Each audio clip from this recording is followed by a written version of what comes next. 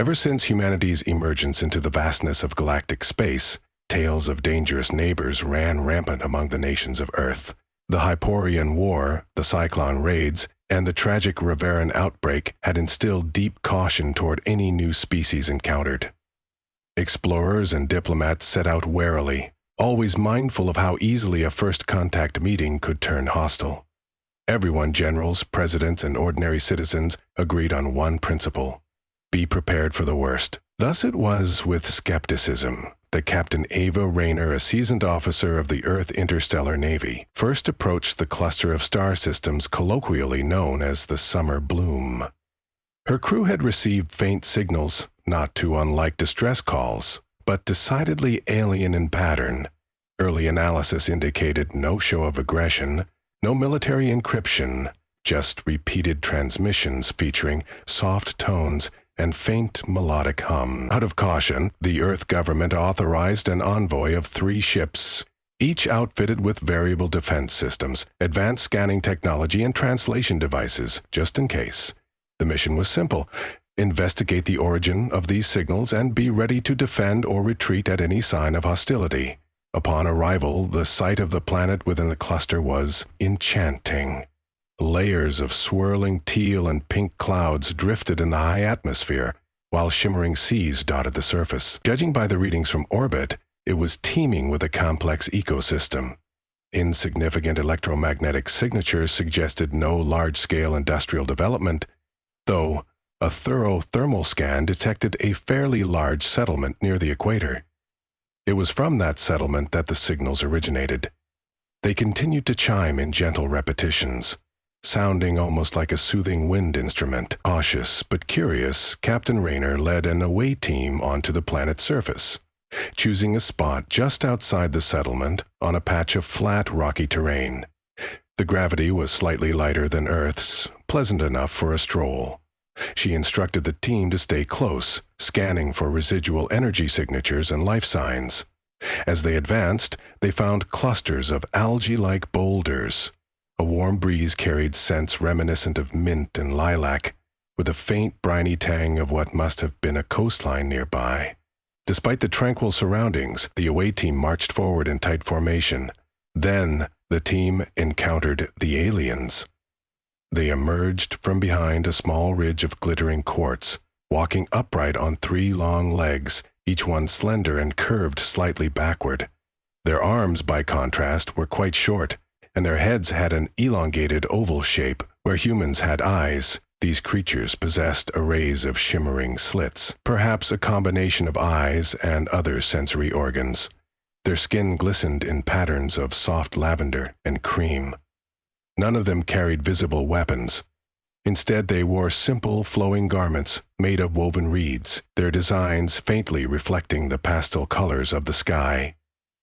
Though first contact protocols dictated caution, the aliens did not seem concerned by the humans' arrival. If anything, they appeared curious. Several of them peered at the away team from half behind boulders, while a few others stepped closer, twitching their heads as if studying the explorers' suits and equipment. With a single raised hand, Captain Rayner tried to convey a greeting. One of the aliens imitated her gesture, raising its small, delicately boned arm with surprising poise. The mood was unexpectedly congenial.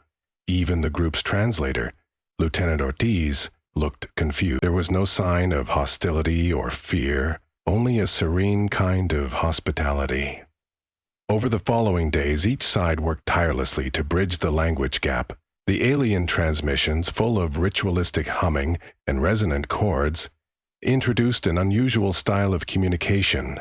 They transmitted meaning not through words alone, but through intricate harmonies and intervals. The more the humans studied the data, the more they realized that each pitch variation and chord progression carried emotional nuance. The translator system struggled to assign direct parallels to Earth languages. Nonetheless, progress was made, guided by a shared interest in establishing some form of connection.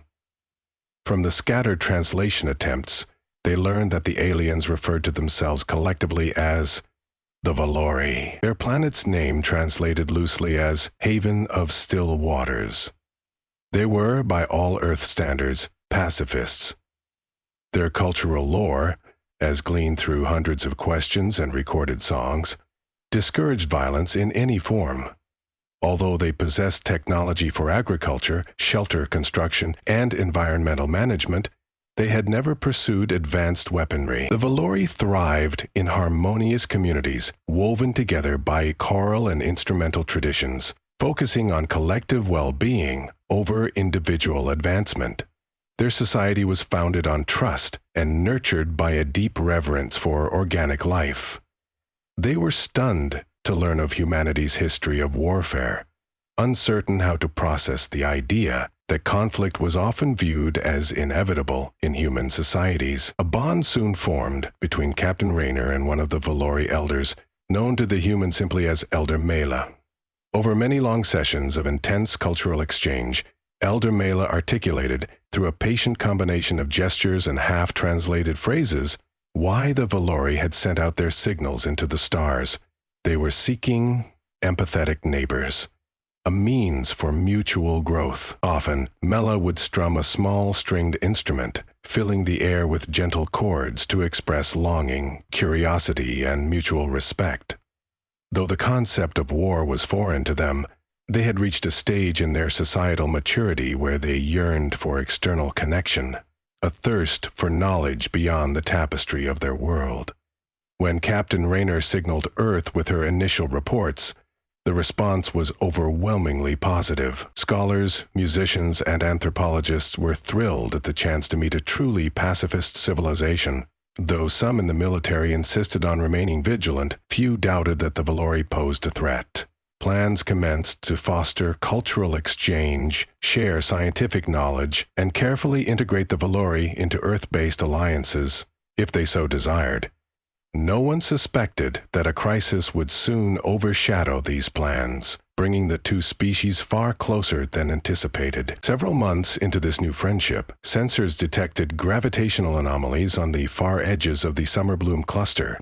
Cosmic fluctuations, once subtle, grew stronger day by day, accompanied by faint engine emissions from warship thrusters. The Earth Interstellar Navy scrambled to investigate, dispatching scout vessels to gather intel.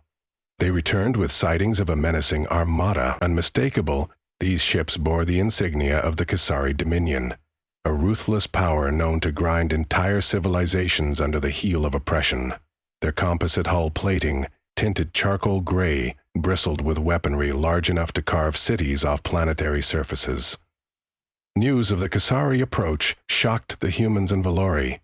The Kasari had left behind a bloody record across multiple systems, reducing rebellious planets to cinders and enslaving those that surrendered. They thrived on war, conquest, and planetary-scale subjugation.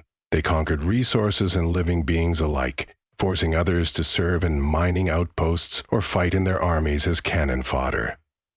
Worse still, they seemed unstoppable by conventional means, outmatching every defense that had stood in their way. In an emergency council, Captain Raynor and Elder Mela convened with Valori representatives, including their foremost scholar. The possibility of war was horrifying to the Valori. Their entire way of life was shaped by collective peace. The idea of lethal engagement clashed with everything they believed in. Yet, they also understood it was not enough to merely turn away from confrontation. The Kasari would not spare them if they happened upon this lush, resource-rich paradise. Peaceful neutrality would be seen by the Dominion as an invitation to plunder. Hence, the humans faced a moral puzzle. How could they protect their new allies without dragging them into a war that the Valori were psychologically and culturally unprepared to fight? And, more crucially, could Earth's flotilla alone hold off a Kastari dreadnought fleet? The odds looked grim. Back on Earth, debates raged within the United Coalition's council. Some advocated immediate retreat, firing up the generation ships and evacuating the Valori. Others insisted on a defense pact, urging the Valori to stand beside humanity despite their pacifist stance, if only to provide logistical support. Time was running short, and the Kasari would be upon them within weeks. In carefully arranged gatherings, Raynor and her diplomatic team laid out the reality to the Valori leaders. The Kasari were unlikely to spare their home. They had to prepare to flee or fight in some capacity. The Valori, terrified yet resolute, decided they would not abandon Haven of Still Waters. Elder Mela spoke through the translator. "We must not depart from the land our ancestors cherished. We will not raise weapons, but we will not stand idle while harm descends on our family."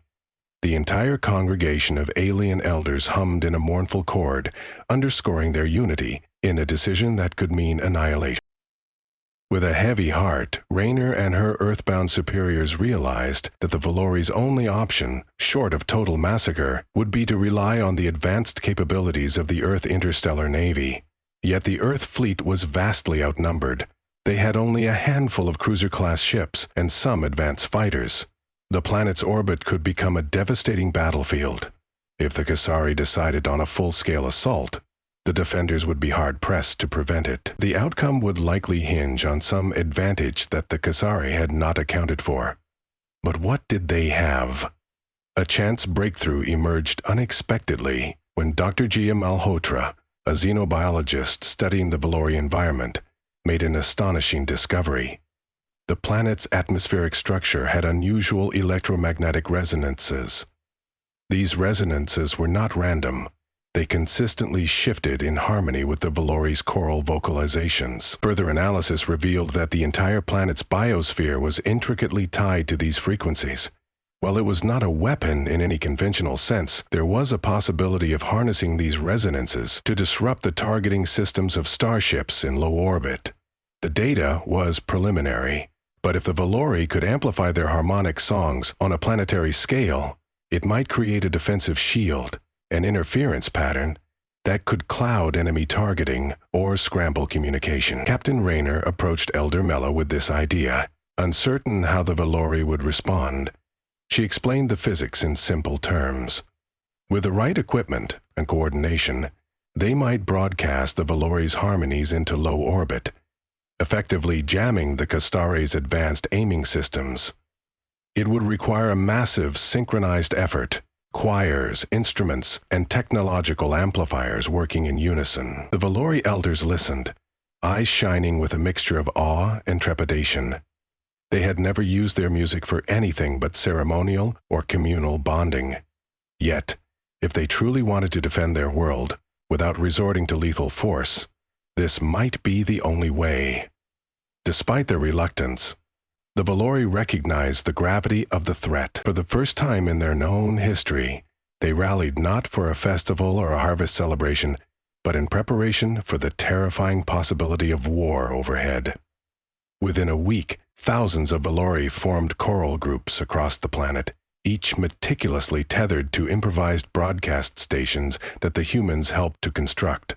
The stations were arrays of repurposed communication satellites, ground-based transmitters, and even handheld devices. Musicians practiced the intervals needed to create the precise harmonic frequencies that Dr. Malhotra and Earth's engineers had calculated. The planet's natural electromagnetic resonance would, in theory, boost these signals. Accordingly, the Earth flotilla positioned itself in geosynchronous orbits to guard the station's satellites, prepared to engage any Dominion forces that slipped through. The day the Kasari arrived, the skies darkened with ominous silhouettes. A wave of Dominion ships emerged, led by their dreaded capital vessel. The Earth ships braced, collecting every bit of data they could on the enemy's approach. Admiral Hastings, in command of Earth's small fleet, barked orders into the comm, sending fighter wings into intercept patterns. The Kasari advanced in a wedge formation, launching preliminary strikes at Earth ships well outside standard engagement distance. Energy blasts lit the darkness of space. The defenders took heavy hits, but they pushed on, determined to protect the planet below. Then came the moment of truth. Deep, resonant chords boomed from a ring of satellites and ground transmitters. The planet's atmosphere shimmered as wave after wave of harmonized tones pulsed outward. Even from space, sensors registered a conspicuous bloom of interference. The Dominion vessel's advanced targeting arrays flickered in confusion, struggling to lock onto the Earth defenders and the planet's surface. Weapons that had been calibrated with terrifying accuracy suddenly grew erratic. Shots veered off course, exploding uselessly in the void. Capitalizing on the chaos, the Earth ships mounted a counterattack. Though vastly outnumbered, their advanced strike cruisers pressed the advantage with pinpoint missiles and laser salvos. Kasari vessels found themselves disoriented, as if fighting with one eye blind. A pivotal moment occurred when the Dominion's largest dreadnought attempted to reposition for a massive bombardment, only to see its targeting system scrambled by the continuing planetary chorus. With a thunderous volley from Earth's combined fleet, the dreadnought's main weapon array was disabled. Within hours, the Kasari Armada was in their famed discipline faltered. No cunning strategy could withstand a defense that made their instruments nearly useless. Still, the fight was brutal. Earth's smaller vessels sustained significant damage. One destroyer was lost to a lucky shot that bypassed the interference, and countless fighter pilots risked or lost their lives. Yet, with unwavering resolve, the defenders hammered at the... Eventually, the heavily battered Dominion ships retreated, disappearing back into folds of darkness, their once invincible reputation shattered. For the first time in known history, the Kasari Dominion had been dealt a major defeat. Rejoicing erupted across the planet. Valori choirs, exhausted from hours of relentless singing, responded with triumphant melodies that cascaded across the seas. Captain Raynor, having led ground operations to keep the transmitters functioning, found herself embraced by weeping Valori, who had steeled themselves for a nightmare that mercifully never came to pass.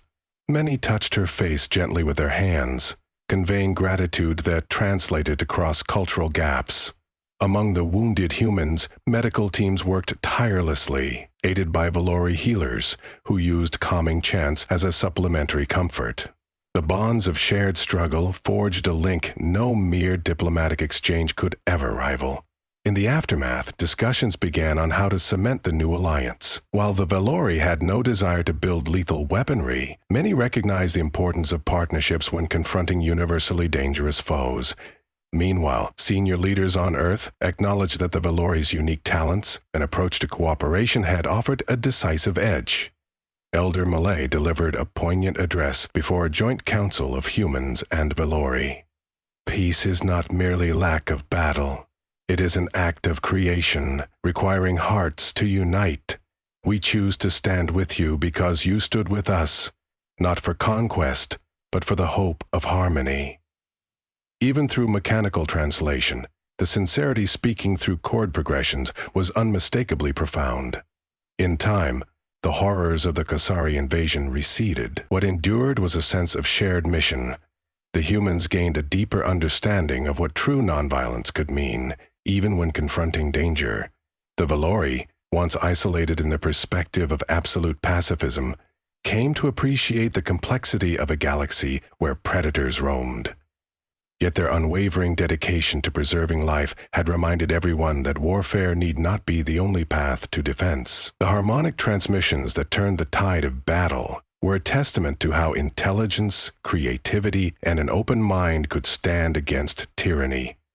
Joint expeditions ventured away from Haven of Still Waters, forging new alliances. Valori moral teachings blended with human problem-solving, spreading a new kind of diplomatic influence that did not rely on intimidation. This approach did not go unchallenged. There were always more aggressive parties who scoffed at compassion, but the unity between humans and Valori served as a powerful exemplar. Eventually, Earth's historians would look back on this period as a turning point. It served as proof that forging genuine peace required embracing worlds and views beyond one's own. A lesson that would resonate for generations. Across star charts, the small planet in the Summer Bloom cluster became synonymous with new beginnings and improbable alliances. The Valori might have been born to a gentle existence, but in their own way, they stood as bravely as any warrior. Together with humanity, they had turned back one of the galaxy's most feared forces. Even after Earth's fleet departed, leaving a portion of its ships behind for ongoing protection, the resonance of that final battle echoed in every Valori song. Whenever visitors from distant systems landed upon the planet's soft shores, they would be greeted by choral harmonies that spoke of resilience and compassion. In that music thrummed the memory of how two different peoples joined hands, refusing to surrender to a seemingly invincible foe. Harmony, they taught, could be more powerful than destruction. It only required faith and a willingness to stand together. And so it was that, on the quiet evenings in Haven of Still Waters, one could still hear the faint hum of the universal chord that bound humans and Valori together. Under rose-tinted skies, the families of both species would sometimes walk side by side. Children would run through fields of luminescent flowers, each step an unspoken promise that their future would carry on the legacy of unity. Yet whenever the memory of that great clash loomed large, their eyes would lift to the stars, where broken pieces of old satellites still glinted, and they would remember how that union came to be. They would remember the night that warships threatened to annihilate an unarmed people, only to see their cruelty confounded by a planet's collective voices, raised in determined harmonious defiance. Such a legacy formed the bedrock of this new era. Alliances born of trust could transcend the darkest shadows of the cosmos. Enemies could be overcome without abandoning one's principles.